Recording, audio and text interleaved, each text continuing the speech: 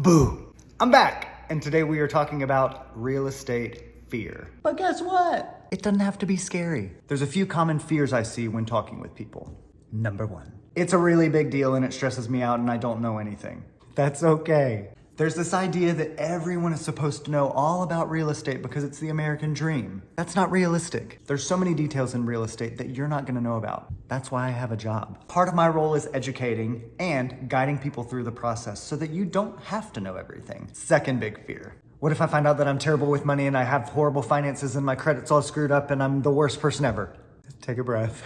Very few people have a good understanding of their personal finances because nobody talks about it and nobody teaches us about that. This is an amazing opportunity to talk to a lender and dig into your finances and find out your situation. Sure, there may be some things you need to work on. At least you know that now and can make a plan. Also, you may be totally fine. And that's a really fun thing to know too. Whether you know what's going on or not, it's still there. May as well figure it out and make a plan.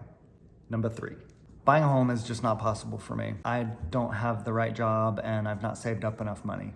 Not always true. I bought my first home when I was serving at a restaurant here in Nashville.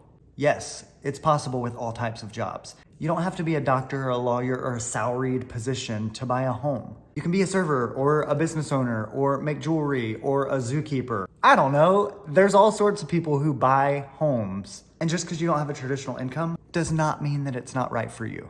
You might be surprised at how much money you need to buy a home. No, you don't need 20%. There are options to put down less. And then when you go to sell that home, you've got equity and you take that chunk and put more down on your next home. And then eventually maybe you will have 20% to put down. Number four fear, it's too large of a commitment.